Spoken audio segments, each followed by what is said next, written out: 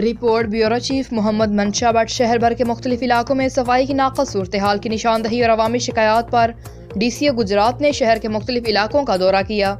तफसीलात के मुताबिक डिप्टी कमिश्नर सैफ अनवर जपा ने शहर भर के मुख्तलिफ इलाकों में सफाई सुथराई की नाक़स सूरत हाल की निशानदही पर इतवार छुट्टी के बावजूद भंबर रोड, बिजली मोहल्ला, सरगोदा रोड, टाहलीपुरा,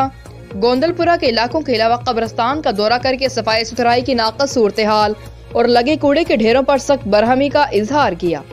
और सैनिटरी स्टाफ को मुताल्लिका इलाकों की फौरी तौर पर सफाई सुथराई करने की हिदायत जारी करते हुए कहा कि अवामी मसाइल की निशानदही पर आइंदा भी कार्रवाई का सिलसिला जारी रहेगा।